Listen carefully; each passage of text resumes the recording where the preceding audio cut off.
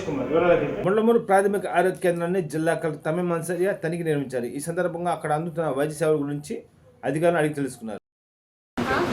First ప్రిలిమినరీగా treat చేస్తాము. ఇది రెండో రోజు తగ్గకపోతే కంపల్సరీ స్క్రీనింగ్, అడ్మిషన్ స్క్రీనింగ్.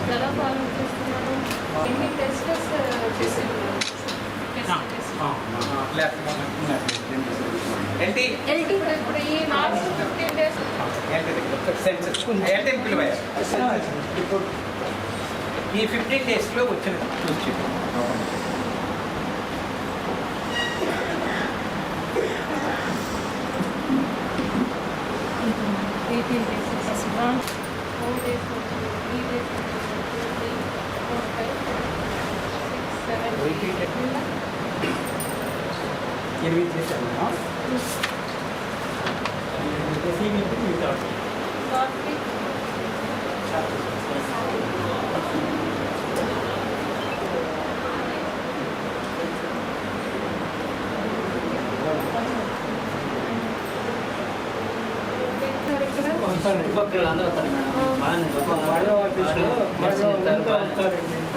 మాకు మండలంలో అందరూ వస్తారు. హాస్పిటల్కి ఆడవాళ్ళ బాగా చూస్తున్నారండి. మేము చూడమాకున్నారండి. కరెక్ట్గా వస్తున్నారు. అది లేదండి, ఇక్కడనే వాడుకుంటారండి. మీకు షుగర్ ఉందా? అవునండి. ఏ మందు ఇచ్చారు మీకు ఇక్కడ?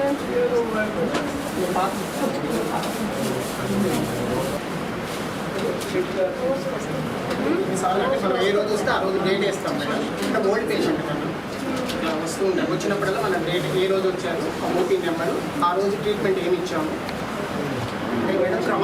క్రానిక్ పేషెంట్స్కే పెడతాం మేడం ఇట్లా బుక్. అంటే మళ్ళీ చెప్పడానికి వాళ్ళకి ఇబ్బంది ఉంటుంది కాబట్టి డాక్టర్ గారు చూసుకొని అంతకుముందు ఏం వాడారు, ఇప్పుడు ఏం పెట్టారు అది మందు చూసుకొని తెలుసుకుంటున్నారు. మిగతా వాళ్ళకి పేషెంట్ ఓపీస్ రాస్తాం మేడం. అంటే హైపర్ టెన్షన్, డయాబెటిక్ పేషెంట్స్ కూడా బుక్ పెట్టాం. ముండ్లమూరు మండల్లో కొన్ని చోట్ల, కొన్ని విలేజెస్లో పూరిమెట్ల, పసుపుగల్లు అలాంటి విలేజెస్లో కొన్ని ఫీవర్ కేసెస్ కూడా వచ్చాయి. దాన్ని కూడా అధికారులని పంపడం జరిగింది. సో అక్కడ ఇప్పుడు మనం అన్ని చోట్ల కూడా సీజనల్ వ్యాధులపైన ప్రివెంటివ్ మెషర్స్గా అక్కడ శానిటేషన్ సరిగా చేసుకోవడం, అదేవిధంగా కేసెస్ వస్తే వారిని హ్యాండిల్ చేయడానికి పిహెచ్సిస్, సిహెచ్సిస్, అదేవిధంగా సబ్ సెంటర్స్లో కావాల్సిన మందులు, అదేవిధంగా టెస్ట్ అవి అన్నీ కూడా చేయడానికి సిద్ధంగా తయారు చేయడం జరిగింది. నేను కూడా పిహెచ్సి ముండ్లమూరు విజిట్ చేయడం జరిగింది. సో అక్కడ కావాల్సిన మెడిసిన్స్, అదేవిధంగా అక్కడికి టెస్ట్, డాక్టర్స్ అందరూ కూడా రెడీగా సిద్ధంగా ఉన్నారు. సో ఎటువంటి ఇష్యూస్ లేదు. సో ప్రజలు అందరూ కూడా మీరు భయపడాల్సిన అవసరం లేదు.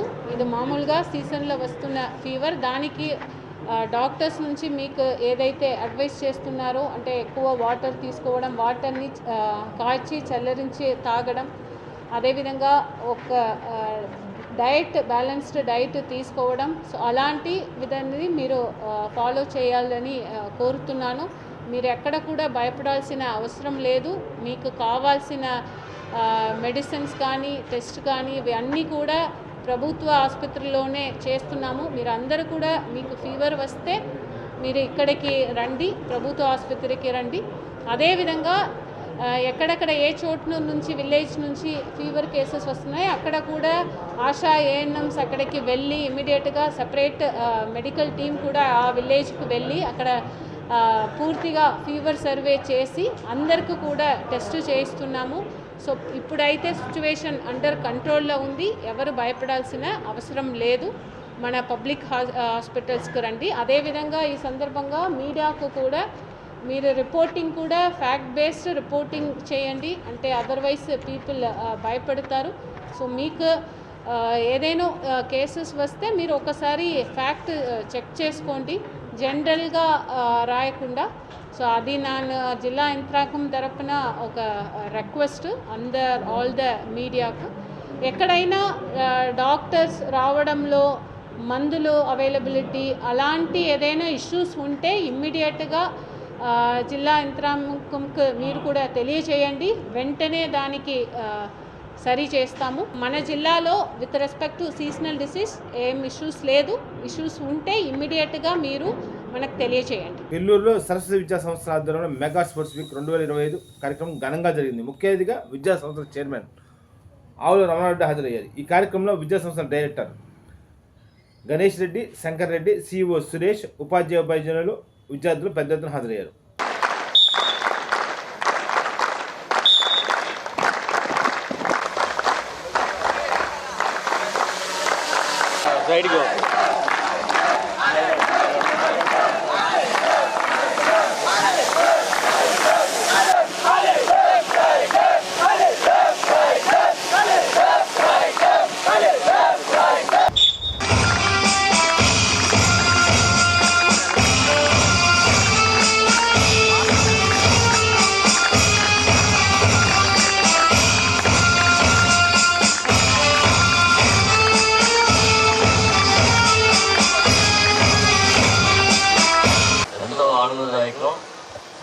Saraswati 7th sports mega week జరుగుతుంది. ఇది ఎంతో ఘనంగా మామూలుగా వరల్డ్స్లో ప్రపంచ స్థాయి ఒలింపిక్ గేమ్స్ ఏ విధంగా అయితే స్టార్ట్ అవుతాయో ఆ విధంగా ఈరోజు మన గ్రౌండ్లో మన సరస్వతి విద్యార్థులు ఈ మెగా స్పోర్ట్స్ మీట్ని ప్రారంభించి ఎంతో దిగ్విజయం చేసే దిశలో మరి ప్రయాణిస్తున్నారు. ఈ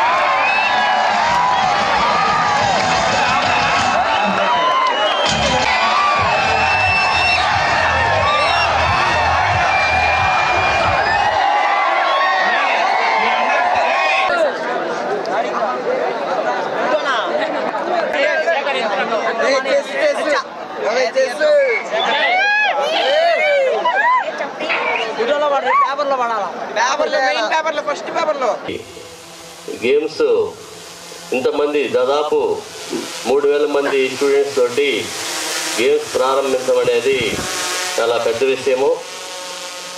నిర్ణయం తీసుకునేటప్పుడు చాలా డేర్ ఉండాలి. గణేష్ సారు, శంకర్ సారు పిల్లలు కోరిక మేరకు గేమ్స్ జరపాలి అనే పట్టుదలతోటి ఈ స్పోర్ట్స్ మీట్ స్టార్ట్ చేశారు.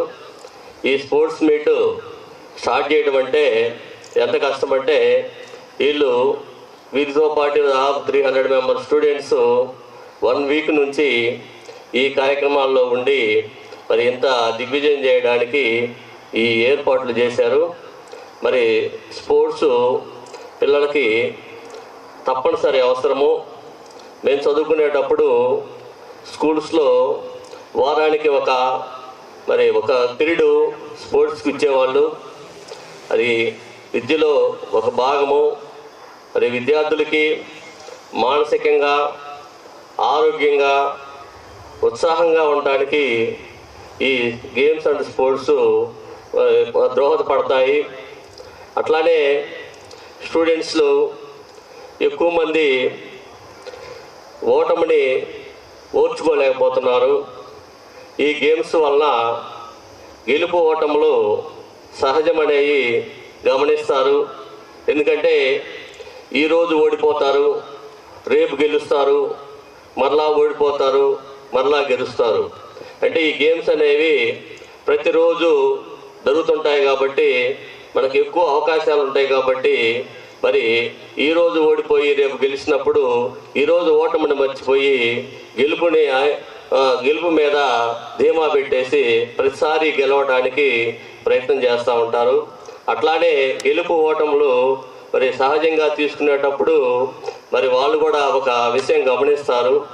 అంటే ఎవరైనా సరే ప్రతిభ గలవారు గెలవాలి, మనకి ప్రతిభ లేదు కాబట్టి వాళ్ళు బాగా ఆడారు కాబట్టి వాళ్ళు గెలిచారు అనే భావన విద్యార్థుల మనసులోకి రావాలి. వచ్చినప్పుడే మనకి సార్థకత చేకూరుతుంది.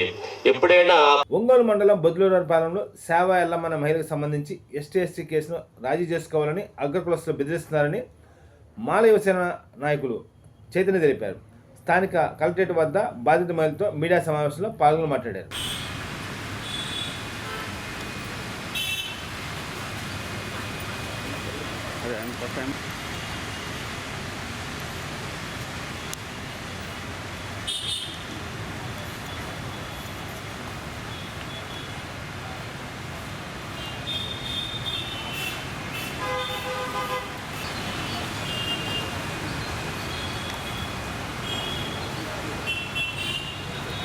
వేధిస్తున్నటువంటి ముద్దాయిలను అరెస్టు చేయాలి. బాధితులు వేధిస్తున్న ముద్దాయిలను అరెస్టు చేయాలి. బాధితులు వేధిస్తున్న ముద్దాయిలను అరెస్టు చేయాలి. బాధితులు వేధిస్తున్న ముద్దాయిలను అరెస్టు చేయాలి. బాధితులు వేధిస్తున్న ముద్దాయిలను We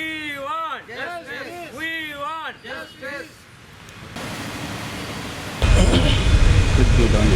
మాది బొద్దురపాలెం. బొద్దురపాలెం మాది. బరిగొడ్డు కాడ తగాదు పడ్డది అన్నట్టు అరుచుకున్నాక బరిగొడ్డు కాడ తగాదు పడ్డదంటే కొట్టుకున్నాం. కలబడ్డా కొట్టుకున్నాక తగాదు ఎవరు లేరండి. మా ఆయన పిల్లలు తీసుకుని బడికి వెళ్ళాడు. తప్పి ఎవరు కొట్టి రోడ్డు మీద పడిపోతే ఎవరు లేవదీయలేదండి. మా వాళ్ళు పక్కన ఒక మాట పెట్టి కోడలు వచ్చి లేవదీసింది. సరే అది జరిగిపోయిన తర్వాత ఎట్టగట్ట మర్చిపోయి ఉన్నారండి. అయిపోయినాక మళ్ళీ మా ఆయన పని చేస్తుంటే పని చేసుకొని కొన్ని ఏళ్ళు అక్కడ ఫోన్లు చేసి వాళ్ళని తీసేయి బెదిరిస్తా ఇది చేస్తున్నారండి. ఇట్లా మాకు భయం వేసి మేము ఇట్లా పెడుతున్నాము. మేము వాళ్ళు తీసేది మేము ఎట్ట బతకాలి పిల్లలు, మేము తల్లిని మా ఆయన బాగలేదు, నేను పిల్లలు వేసుకొని ఉంటున్నానండి. డజాలు రేతులు కూడా పడుకుంటున్నా. ఇట్లా చేస్తారని మాకు భయం వేసి ఏటయ్యని ఏం చేస్తారని మాకు భయం వేసిందండి. మళ్ళీ తర్వాత అసలు మా కొట్టుకున్న తగాద మా మామయ్య లేడండి, ఉద్యోగం చేసే మామయ్య. కానీ ఆయన కూడా మార్పిచ్చిన దాకా ఊరుకోలేదండి. నలుగురు శాసియ్య, ధనిజూరు, గల్లా సురేష్, ఈయనండి వాసండి, వీళ్ళు నలుగురు కావాలని పొట్టుదాడు చేస్తున్నారండి. తగాద పడ్డ వాళ్ళు గమ్మున ఉన్నారు. వీళ్ళు నలుగురు ఒత్తిడి చేసి పని చేసుకున్న కాడు కూడా ఫోన్లు చేసి వాడిని తీసేయండి. చేపల చెరువు పని చేస్తాడండి, కూలి పనికి వెళ్తాడు. ఆయన చెప్తే మేము ఇంటికాడ ఉంటాం. మన దగ్గర కూడా ఆయనకు బాగలేదు. అట్నే సరే వెళ్తున్నాడు, ఇంటికాడ జరగబోట్లేదని వెళ్తున్నామండి. వెళ్ళే వాళ్ళకి కూడా ఫోన్లు చేసి వాడిని తీసేయి, వాడిని అసలు పెట్టుకోవద్దు అని బెదిరిస్తున్నాడు. ఫోన్లు చేసి వాడిని ఎందుకు పెట్టుకున్నా తీసేయని బెదిరిస్తున్నాడని అట్లా చేస్తా. అందరికీ జైభీం. నేను పొందిగల చైతన్య, మాల యువసేన రాష్ట్ర అధ్యక్షుడిగా అలాగే హైకోర్టు న్యాయవాదిగా ప్రాక్టీస్ చేస్తూ ఉన్నాను. ఇదైతే ఒంగోలు మండలం బొద్దులూరి వారి పాలెంలో 2023 సంవత్సరంలో ఈ ఎల్లమ్మ గారి ఇంటి వద్ద ఎస్సీ మాల కులానికి చెందినటువంటి వీరింటి ముందు అగ్రకులస్తులు గేదెలు కట్టేసి చాలా గందరగోళం చేస్తూ ఉంటే వీరు అమ్మా మీరు ఇక్కడ గేదెలు కట్టేయొద్దు, మా ఇంటి మీదకి మురుగంతా వస్తూ ఉంది, దయచేసి తీసేయమని అడిగితే మీరేంటి మాకు చెప్పేదాన్ని వీళ్ళ మీద దాడి చేసి విచక్షణారహితంగా దాడి చేసి గాయపరిస్తే వీరు మన ఒంగోలు రూరల్ పోలీస్ స్టేషన్లో కంప్లైంట్ ఇవ్వగా 176/2023గా కేసు నమోదయ్యి ఒంగోలు సెషన్స్ కోర్టులో కేసు పెండింగ్ ఉన్న క్రమంలో ఏదైతే ఈ మధ్యకాలంలో ఆ గ్రామానికి చెందినటువంటి అగ్రకులానికి చెందినటువంటి ఏదైతే చప్పిడి శాషయ్య అలాగే ధనుంజయరావు మరియు వాళ్ళ అనుచరులు వీళ్ళని బెదిరిస్తూ అనేక ఇబ్బందులు గురిచేస్తూ వీళ్ళని ఎక్కడ కూడా పనిపాట్లు చేయనీయకుండా వీళ్ళ జీవనమే గడవటం లేకుండా ఇబ్బందులు గురి చేస్తున్న క్రమంలో ఇదే క్రమంలో వీరికి దూరబంధమైనటువంటి వీళ్ళ చిన్నమామయ్య గారు ఒంగోలులో ఎలక్ట్రికల్ డిపార్ట్మెంట్లో అకౌంట్ సెక్షన్లో పనిచేస్తూ ఉంటారు.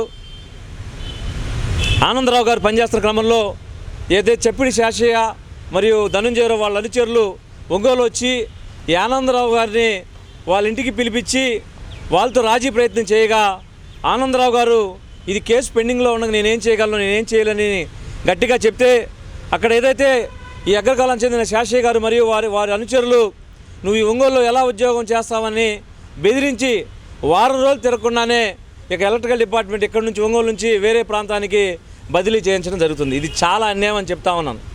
అదే క్రమంలో ఏదైతే వారి మీద జరుగుతున్న సోషల్ బాయ్కాట్కి ఎక్కడ కూడా పనులు లేకుండా అలాగే వాళ్ళ మావిని అలాగే కుటుంబాన్ని మభ్య పెడుతున్న విధానాన్ని మాకు న్యాయం చేయండి మహాప్రభు అని కలెక్టర్ గారికి ఎస్పీ గారికి అర్జీ పెట్టుకుంటే ఏదైతే ఆదివారం రోజు ఏదైతే ఎస్పీ ఆఫీసులో హెడ్ కానిస్టేబుల్గా పనిచేస్తున్నటువంటి సుబ్బారావు వీరికి నామమాత్రం 2 సార్లు రింగిచ్చి మా ఫోన్ రెస్పాండ్ అవ్వట్లేదని కేసును క్లోజ్ చేసిన క్రమాన్ని మేము ఖండిస్తూ ఉన్నాం.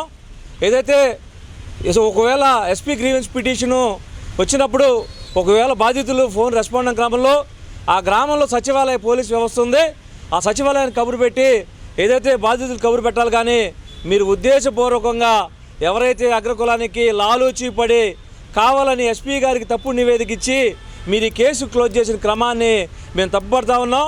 ఏదైతే సంబంధిత ఎస్పీ గారికి మేము ఒకటే విజ్ఞప్తి చేస్తూ ఉన్నాం, ఎవరైతే ఈ యొక్క కేసును తప్పుదారి పట్టించి తప్పుడు నివేదిక ఇచ్చినటువంటి ఈ ఎస్పీ ఆఫీస్లో గ్రీవెన్స్ దాంట్లో హెడ్ కానిస్టేబుల్గా పనిచేస్తున్నటువంటి సుబ్బారావుపై తక్షణమే చర్య తీసుకోవాలని మేము విజ్ఞప్తి చేస్తూ ఉన్నాం.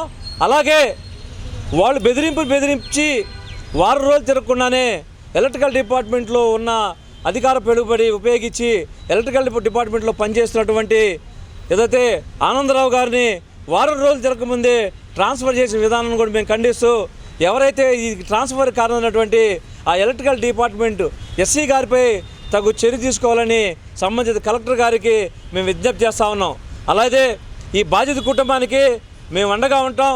ఏదైతే బాధితులు ఏదైతే సెషన్ కోర్టులో పెండింగ్లో ఉండగా వీళ్ళని అనేక రకాలుగా మభ్యపెడుతూ బెదిరింపులు గురి చేస్తూ వాళ్ళ జీవనోపాధిని కూడా లేకుండా చేస్తున్నటువంటి ఆ గ్రామంలో ఉన్నటువంటి అగ్రకులస్తులైనటువంటి శాషయ్య అలాగే ధనంజయరావు మరియు వాళ్ళ అనుచరులపై ఎస్సీ కేసు కట్టాలి అని డిమాండ్ చేస్తారో తక్షణమే వాళ్ళని అరెస్ట్ చేసి వాళ్ళు ఏదైతే బాధితులకి పూర్తిగా అండగా ఉండాలని తెలియజేస్తారు. అలాగే వీరు ఏదైతే ఈ అగ్రకులాలకు సంబంధించిన వారు స్థానిక శాసనసభ్యుల పేర్లు వాడుతూ అనేక అరాచకాలు చేస్తూ ఉన్నారు. శాసనసభ్యులు వారు మీ పేరును కూడా బద్నాం చేయడానికి వాళ్ళు పూనుకున్నారు. కాబట్టి తక్షణమే మీరు మీ యొక్క తప్పు లేకుండా ఏదైతే బాధితుల కుటుంబానికి అండగా ఉండాలని ఏదైతే మేము ఒకటే డిమాండ్ చేస్తూ ఏదైతే గవర్నమెంట్ అధికారులు ఈ బాధితులకి న్యాయం చేయని పక్షంలో అలాగే ముద్దాయిలకి వెంటనే వాళ్ళపై చర్య తీసుకునే క్రమంలో మేము ఖచ్చితంగా మా కోర్టు తలుపులు ఎప్పుడు తీసే ఉంటాయి. మేము ఖచ్చితంగా కోర్టులు ఆశ్రయిస్తాం. అలాగే ప్రజాక్షేత్రంలో ఏదైతే ముద్దాయిలకి తగిన శిక్ష పడేంత వరకు ఖచ్చితంగా రాబోయే రోజుల్లో ఈ యొక్క దళిత సంఘాల ఆధ్వర్యంలో ప్రజా సంఘాల ఆధ్వర్యంలో మా మాలవ దేవసేన ఆధ్వర్యంలో రాబోయే రోజుల్లో ప్రణాళిక సిద్ధం చేసి ఎవరైతే వీళ్ళని బెదిరింపులు గురి చేస్తున్నారో వాళ్ళు తగిన బుద్ధి చెప్పేంత వరకు బాధితులకు అండగా ఉంటామని తెలియజేసుకుంటూ సెలవు తీసుకుంటాను. జై భీమ్. వైసీపీ అన్నదాత పోరులో భాగంగా స్థానిక అంబేద్కర్ భవన్ నుంచి ఆర్డీఓ కార్యాలయంలో భారీ ర్యాలీ నిర్వహించారు. ఈ కార్యక్రమానికి వైసీపీ శ్రేణులు పెద్ద ఎత్తున హాజరయ్యారు. ఈ కార్యక్రమంలో మాజీ మంత్రి ఆదిమూలపు సురేష్, ఒంగోలు అసెంబ్లీ ఇన్ఛార్జ్ చుండూరు రవిబాబు, బొత్తుల బ్రహ్మానందరెడ్డి, బొట్ల సుబ్బారావు తదితరులు బాగున్నారు.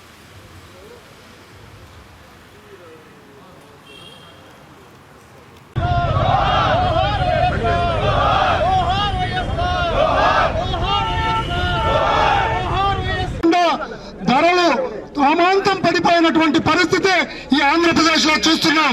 కానీ ఈ మొత్తం మీద పోతున్నటువంటి జగన్మోహన్ రెడ్డి గారి నాయకత్వం భావన, ఈ ప్రభుత్వానికి పేదలంటే ఒక చులకన భావన, ఈ ప్రభుత్వానికి సంక్షేమం అంటే ఒక చులకన భావన.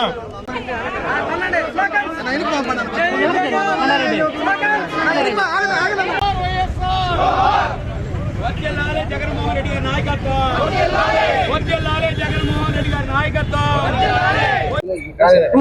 అన్నిట్లో కూడా అవినీతిమయమైపోయి ఇప్పుడు చివరకు వ్యవసాయ రంగంలో కూడా ఈ అవినీతి పాకింది. అచ్చెన్నాయుడు గారు గతంలో అవినీతి ఆరోపణలు ఎదుర్కొన్న విషయం మనకు తెలుసు. ఈ మధ్య కాలంలో వ్యవసాయ యాంత్రికన పనిముట్లు అమ్మకంలో కమిషన్ ఇవ్వలేదని జనరల్ మేనేజర్ మార్చినటువంటి ఉదంతం మనం చూస్తూ ఉన్నాం. ఈరోజు రైతాంగానికి అవసరమైనటువంటి ఎరువుల్ని ఖరీఫ్ సీజన్ మొదలైన వెంటనే దాన్ని గుర్తించి డిమాండ్కు తగ్గ సప్లై రెడీ చేసుకోవాల్సింది పోయి 3 నెలలు కుంభకర్ణ నిద్రపోయారు. తీరా ఈరోజు పంట పొట్ట మీదకి వచ్చి ఈరోజు ఎరువులు అవసరమైతే ఈరోజు ఇదిగో ఆ ఎరువులు మేము ఇస్తాం, ఎక్కడ ఎరువుల కొరత లేదని చెప్పి బుకాయిస్తూ ఉన్నారు. మేము ఒకటే వాళ్ళని డిమాండ్ చేస్తూ ఉన్నాం, ఈ రాష్ట్ర ప్రభుత్వాన్ని, నిజంగా ఎరువుల కొరత లేకపోతే మీరు నిజంగా రైతాంగానికి వారికి అవసరమైన మేర మరి ఎరువులు అందిస్తే ఎందుకు రైతాంగం అంతా రోడ్డు మీదకి వచ్చారు? ఎందుకు ఈ యొక్క సొసైటీల ముందర, మార్కెట్ కమిటీల ముందర మరి పెద్ద ఎత్తున బారులు తీరి పొద్దున్నే 5 గంటలకు లేచి వచ్చి ఎండ పొద్దు వరకు ఈరోజు రైతాంగం ఎదురు చూస్తూ ఉన్నారు? ఎందుకు ఈరోజు చంద్రబాబు నాయుడు గారు ఈరోజు ఆర్టీఏ చేసిన కంప్యూటర్ల ముందర కూర్చొని ఈ ఎరువుల కొరత లేదని చెప్తే అవుతుందా? ఈ రాష్ట్రంలో 40% కొరత ఉంది. లక్షల మెట్రిక్ టన్నుల ఎరువు ఇంకా అవసరం ఉంది. ఆ ఎరువులు ఎంబడే తక్షణమే వాళ్ళు సప్లై చేయాలి. 50% ఏదైతే మార్కెట్కి ఇవ్వాలో అది ఇవ్వట్లేదు. మరి ఈరోజు మరి జగన్మోహన్ రెడ్డి గారి ప్రభుత్వం ఏ విధంగా అయితే రైతు భరోసా కేంద్రాల ద్వారా 50 రూపాయలకు తక్కువ అందించారో అదే విధానాన్ని అవలంబించాలి. బ్లాక్ మార్కెట్ల మీద కఠినమైన చర్యలు తీసుకోవాలి, మద్దతు ధర ప్రకటించాలి.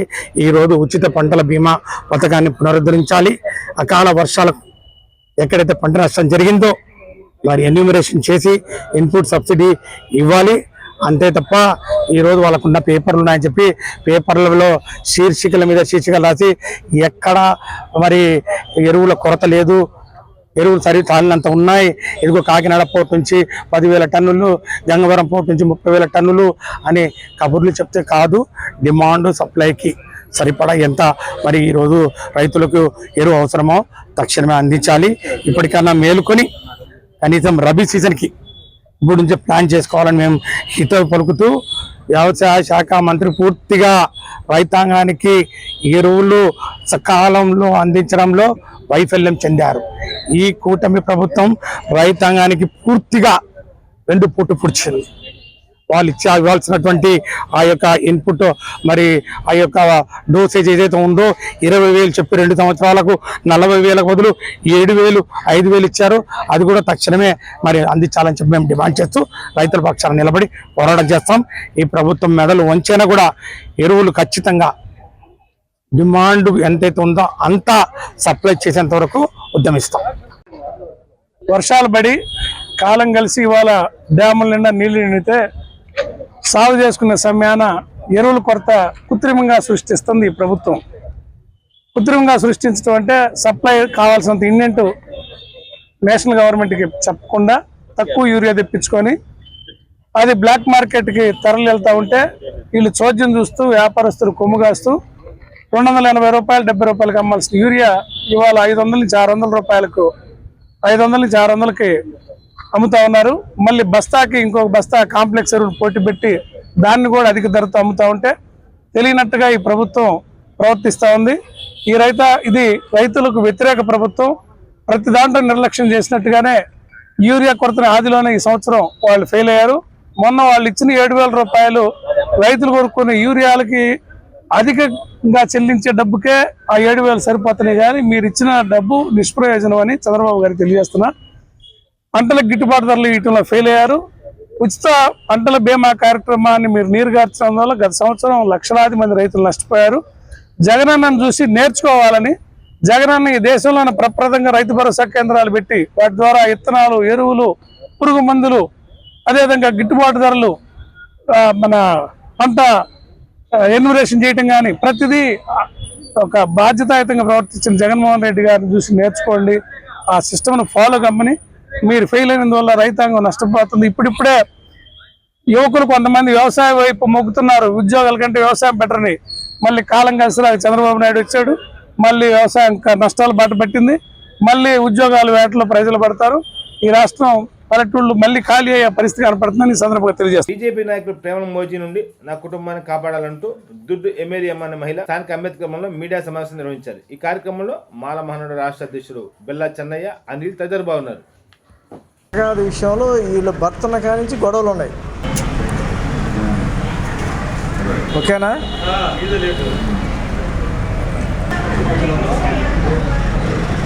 జనాలు కావాలంటే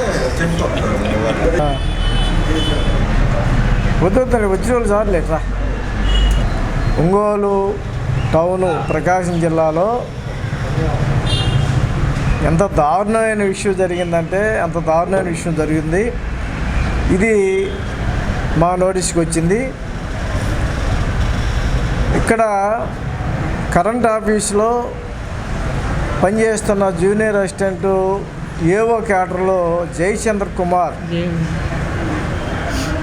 దుడ్డు జయచంద్ర కుమార్ అకాల మరణంతో చనిపోవడం జరిగినది. తాటిపర్తి జయచంద్ర కుమార్, సారీ వాళ్ళ భార్య పేరు వచ్చింది. అయితే దీనికి ముందు నాకు తెలిసిన విషయంలో వీళ్ళ ఫ్యామిలీలో ఆస్తుల వివాదం అనేది ఉంది చాలా కాలం నుంచి. వల్లప రాఘవాలకి ప్లస్ వీళ్ళ ఫ్యామిలీలకి ఆస్తి వివాదంలో అట్రాసిటీ కేసులు పెట్టుకున్నారు. దాని మీద ఆర్గ్యుమెంట్ అయ్యింది, కొట్టేశారు. అది ఒక వర్షం. ఈ పాపం ఈ కరెంట్లో పనిచేసే ఏవోగా పనిచేసే వాళ్ళ జేఓగా పనిచేసే అతను భార్య దుడ్డు ఎమ్మెల్యే అమ్మ. ఈమె మ్యారేజ్ చేసుకొని దాదాపు 23 సంవత్సరాలు, ఇదిగో మ్యారేజ్ సర్టిఫికేట్ 26 సంవత్సరాలు. ఈ 26 సంవత్సరాల నుంచి ఈమె అతనితోనే కష్టం నష్టం ఏమైనా సరే ఉండాలని ఆలోచనతోటి మ్యారేజ్ చేసుకొని కాపురం చేస్తున్న సమయంలో అతనికి జయచంద్రరావుకి కాలు షుగర్ వల్ల కాలు మొత్తం కుళ్ళిపోయింది. ఆ ఫోటో కూడా ఉంది. అది స్ట్రోక్ వచ్చి చనిపోయాడు. చనిపోయి దాదాపు ఇప్పటికి 9 నెలలు అవుతుంది. మే 25 తేదీన జనవరి 25 తారీఖున ఆమెకు తెలుసు డేట్లు. అయితే ఎవరైనా ఏ ఫ్యామిలీలైనా ఒక ఎంప్లాయీ చనిపోతే వాళ్ళ కుటుంబానికి ఆర్థికంగా ఉద్యోగపరంగా అన్ని విధాలుగా ఇవ్వవలసిన డిపార్ట్మెంట్కి సమర్పించాలంటే ఫ్యామిలీ నెంబర్ సర్టిఫికేట్ అవసరం. ఈ ఫ్యామిలీ నెంబర్ సర్టిఫికేట్ ఎవరు ఇవ్వాలి? ఎంఆర్ఓ గారు ఇవ్వాలి. ఎంఆర్ఓ గారు ఇవ్వడానికి దాదాపు 8 నెలలు అయిపోయింది. ఎంఆర్ఓ గారికి ఆన్లైన్లో అప్లై చేసి వీళ్ళు ఫ్యామిలీ ఆమె వాళ్ళ బిడ్డ వాళ్ళ బాబు వీళ్ళు ఆన్లైన్లో అప్లై చేసింది.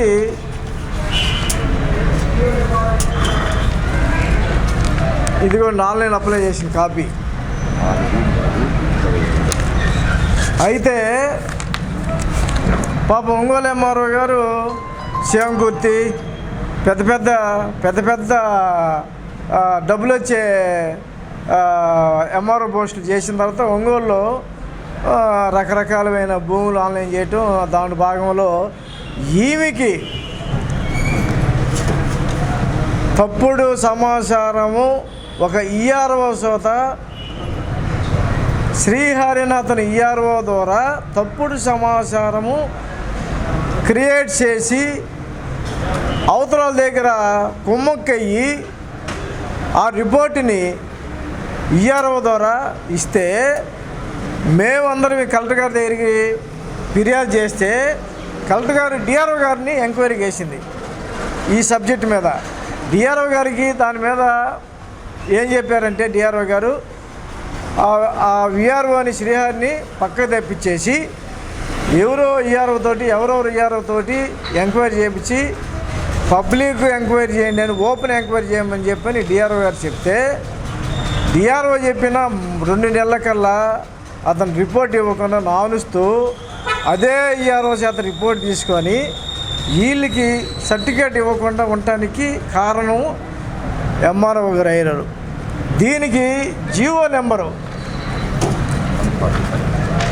145 జీవో నెంబర్ 2015లో ఇచ్చారండి. ఈ జీవోలు ఏం చెప్తుందంటే జయచంద్రరావు కుటుంబ సభ్యులు ఎవరైనా అబ్జెక్ట్ చేస్తే వాళ్ళకి ఫ్యామిలీ నెంబర్ సర్టిఫికేట్ ఇవ్వకూడదు. ఇక్కడ కంప్లైంట్ ఎవరు? జయచంద్రరావు ఫ్యామిలీ కాదు, జయచంద్రరావు వాళ్ళ సిస్టర్స్, వాళ్ళ అన్నదమ్ములు. కారణం ఏంటి? వాళ్ళకి 4-5 కోట్ల రూపాయలు ఆస్తులు ఉన్నాయి పెండింగు. ఈవికి ఎక్కడో భాగం ఇవ్వాల్సి వచ్చిందని, భాగం ఈమెకి ఇస్తే మనకేం రాదని ఆలోచనతోటి పాపం ఒక ఆయన బీజేపీ నాయకుడు, ఒక ఆయన ఏం పేరు మోజేస్ అంట. మరి అతను విలేకరుల భూములు ఆక్రమిస్తాడు, దళితుల భూములు ఆక్రమిస్తాడు, ఏది పెడితే అది బీజేపీ పార్టీలు అడ్డం పెట్టుకొని బీజేపీ పార్టీలు కూడా చెప్పాము మేము, మీ పార్టీ ముందు మేము ధర్నా చేసి వచ్చింది, మోజేస్ అనే అతను చాలా అక్రమాలు చేస్తున్నాడు, చాలా తీయండి అని చెప్పాను. ప్లస్ ఇతను మోజేస్ అనే అతను నాయుడుపాలెం అతను ఒక కుర్రోడిది లోన్ ఇప్పిస్తామని చెప్పని డబ్బులు 90,000 తీసుకోవటం. ఈ విధంగా ఈ మోజేస్ని అడ్డం పెట్టుకొని ఈ రాజారావు సురేష్, పాపం సురేష్ ఉద్యోగం దొంగ సర్టిఫికేట్లు అయ్యి, కాబట్టి అది కూడా ఎంక్వైరీ చేస్తాం. అంటే నేను అనేది ఏంటంటే వీళ్ళ ఫ్యామిలీని వీళ్ళ బాబుని ఆమెని చంపేస్తే వీళ్ళకి ఆస్తి రాకుండా పోద్దని ఎప్పటి నుంచి పథకంతో కావల్లో ఒక ఆమె రిటైర్డ్ అయిన టీచరు, ఆమె పేరు గోశాల శ్యామల, ఆమె మీద మనోడు ఆమె ఈ రాజారావు వీళ్ళందరూ కలిసి దిశ పోలీస్ స్టేషన్ కంప్లైంట్ చేస్తే ఎస్ఐ గారు దిశ పోలీస్ స్టేషన్ నుంచి ఫోన్ చేస్తే రాజారావు సురేష్ ఫోన్ ఎత్తే రాముంది. ఎంత దారుణం! కావలికి వెళ్ళి, అంటే కావల్లో అక్కడ మాపీ ద్వారా కావల్లో అక్కడ ఉండే మర్డర్ చేసే ముఠా ఉంది. ఇటీవల ఒక కేసులో కూడా ముద్దాయిలు ఉన్నారు. ఆ విధంగా పన్నాగు చంపడానికి ప్లాన్ చేస్తున్నారని కంప్లైంట్ ఇస్తే, ఎస్పీ గారు కంప్లైంట్ ఇస్తే అది తాలూకా పోలీస్ స్టేషన్ పెండింగ్ ఉంది. అయినా కూడా వారు ఈరోజుకి కూడా ఈమె మీద ఎక్కడ కనిపిస్తే అక్కడ వీళ్ళుండేది అపార్ట్మెంట్లో, ఎవరైతే వాళ్ళ ఫాదర్ సంపాదించాడో అదే అపార్ట్మెంట్లో ఉంటున్నారు. దాంట్లో సీసీ కెమెరాలు ఉన్నాయి, అన్నీ ఉన్నాయి. అయినా కూడా ఈ రాజారావు సురేష్ మోజేస్ లీడర్ అని చెప్పని అతను వేసుకొని తిరుగుతూ ఉన్నాడు.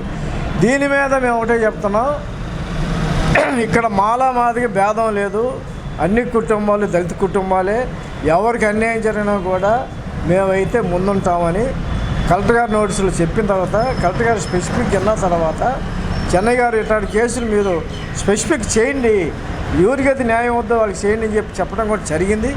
దీన్ని రేపు కలెక్టరేట్లో కూడా అందరూ సంఘాలతో మాట్లాడి ఈ అక్రమ అన్యాయాలు జరుగుతున్నాయి కాబట్టి దీని మీద మేము 2 కులాలని ఐక్యం చేసుకొని దీంట్లో వాస్తవం ఏంటి అనేది ఒక కమిటీ వేసుకొని ఆ కమిటీ ద్వారా వీళ్ళకి న్యాయం చేసడానికి మాత్రం మేమైతే ముందుంటామని చెప్పదలుచుకున్నాం.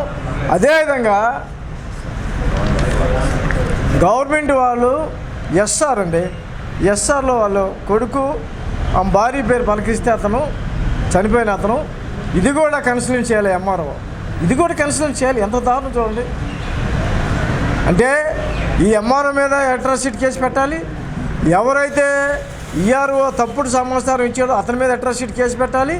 వీళ్ళకి న్యాయం జరిగేంత వరకు మేము కలెక్టర్ గారి దగ్గర కూర్చొని ధర్నా చేసే పరిస్థితి, ధర్నా చేస్తామని చెప్పని కూడా మేము హెచ్చరిస్తూ ఉన్నాం. రెండోది పాపం వీళ్ళ కుటుంబ సభ్యులు